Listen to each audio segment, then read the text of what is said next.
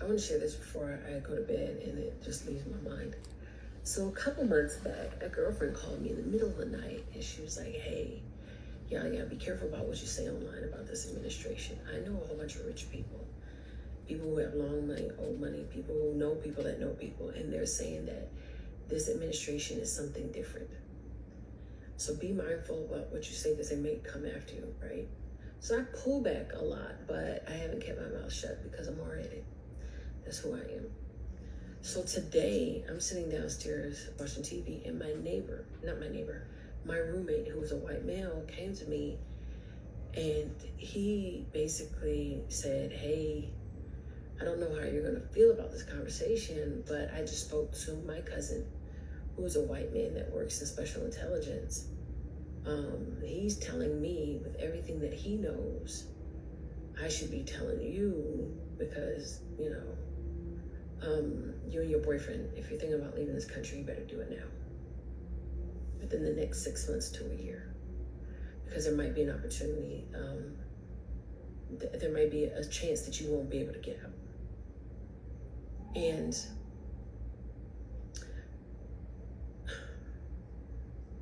today, when I saw footage of them painting the fence black on the wrong side, I remember thinking, I don't think they're painting it black so that Mexicans can't get in. I think they're painting it black so we don't get out. I'm big on signs, and for him to come and tell me this. He said his cousin, who's in intelligence, has said that this administration really is mimicking what happened over, in 1940 something. And I was like, yeah, I know. Like, we all have talked about it. He's like, no. He said this as PC without being like insulting as possible, but being direct. You as a black person, if this administration is going the way that it's going, you will be treated like the German people or the Jewish people back then. And I'm like, what? He said, once they start assigning homes, it's a wrap. And I'm like, what do you mean by that? There could be a point where they're going to take the people in Washington and put them in certain areas, black folks. Then they're talking about possibly coming to Atlanta, and I guarantee you, he said they're going to start at the airport and start scooping up black people and putting them in certain areas. And I'm like my mouth is just dropped because I'm thinking of all these documentaries that I watched. And it's hard to comprehend that it can happen, right? So then I'm telling him like, hey, my boyfriend, he's a nurse. And I keep telling him like, your nursing degree is a golden ticket for us to get out here. But he's so adamant about staying.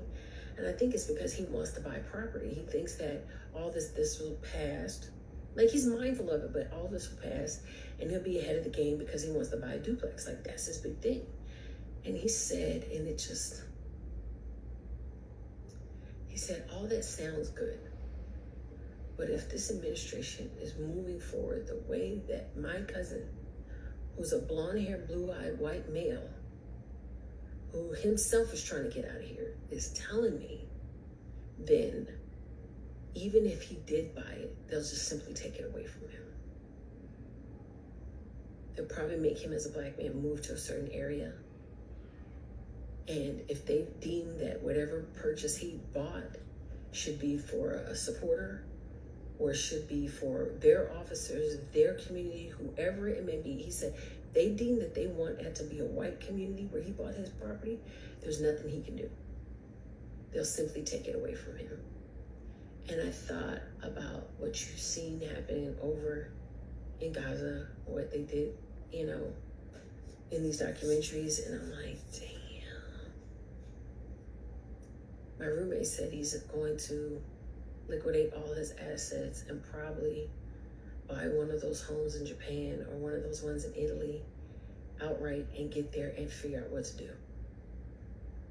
Because he is even scared that he's going to have to make a decision.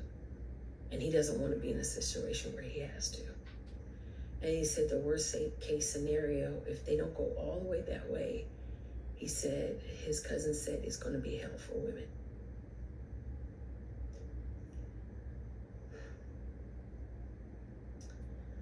And he said one of the strong indicators, and I just made this video today, where I talked about everyone who has degrees, everyone who has the money, everybody who has the resources, the education, all the scientists, the accountants, the doctors are all leaving. And on this post, someone commented that they lived in Lagos and they're trying to figure out a way to stop the brain drain. Remember that word, brain drain? And he, to go back a little bit, said the big indicator that things are headed that way, to what happened in 1940 something, is there is a big brain drain going on right now. And I'm like, I heard that word earlier today. It's funny that you're saying it. And I said, what does it mean? And he said, what it means is that all the people who have resources, education, and facts, like reporters, doctors, scientists, engineers, that can prove this administration wrong or possibly stop them with their resources, are running or are being scared out of this country. And what's going to be left are the people that support this administration and those who have no power to stop them.